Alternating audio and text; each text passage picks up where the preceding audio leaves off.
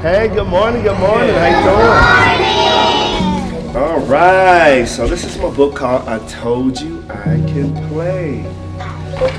Yes.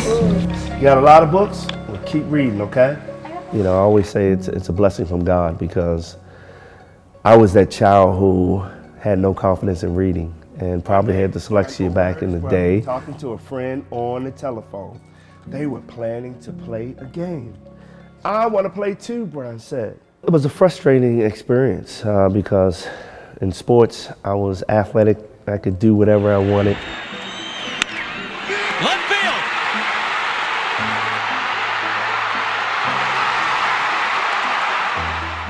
field. But when it came to reading, that was a real challenge for me. And I felt even more intimidated because my mom was a teacher. And to go to school and kind of being embarrassed to sit in a class and avoid reading, it took a toll on me. You know, in 2004, I woke up with this idea in my head and I wrote it out and I called my mom, again, who was an educator. I read what I wrote down and she said, that sounds like a book. And that was my first book. I Told You I Can Play. I'm gonna get my chance, right? That's my favorite part. It's favorite part? Okay.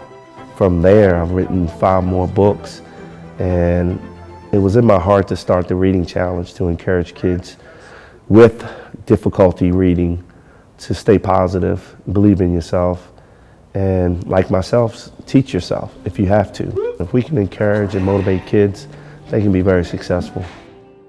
I was fortunate enough to have 2 parents encouraging me to get my education, and I knew, even though I was drafted out of high school, education was number one, and my mom was going to make sure I graduate from college. That was my number one goal, get my education and then play 2 professional sports.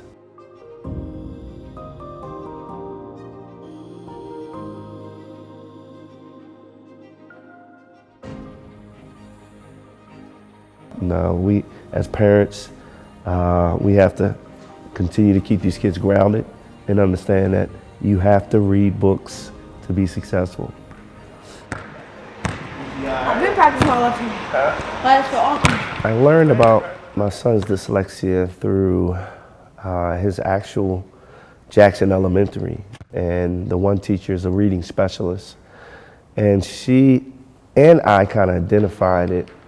He showed the signs, you know, as I was a kid. When my mom would want to read, I would always shy away from it, and she would end up reading to me.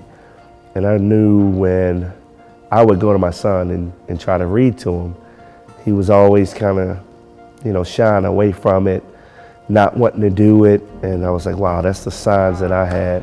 And we took him for the testing. And sure enough, it clearly stated that he had dyslexia.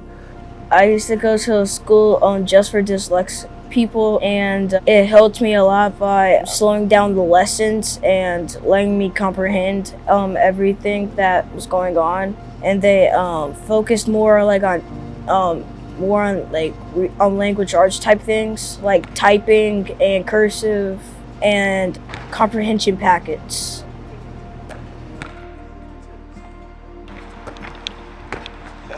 Again, I say it's a gift from God because I never thought I would write children's books, being that I grew up with dyslexia, ADHD, but I knew in this journey it was a reason for it. And the reason is for me to share my story with kids and encourage them that it's not how you start, it's how you finish. And to sit back and watch the impact that I'm having on kids, to see the smiles on their face when I come to the schools, I know I'm doing what I'm supposed to do. And that is my mission in life today, is just encourage other athletes to come in and join in and get kids reading, because I think it's important. Professional athletes make a huge difference in kids' lives. And when I can come in here and not talk sports, but talk education and literacy, I'm hoping that I'm changing that mindset. Herman, believe in yourself. If you believe in yourself, you can do anything. Making that impact alone, to me, is important, you know, and that's what drives me. So thank you guys for listening. That's a couple And when teachers come to me and say, wow, he never reads, but he's starting to read now, that's important to me, you know, hearing those messages. That's the impact that I want to make and I'm making.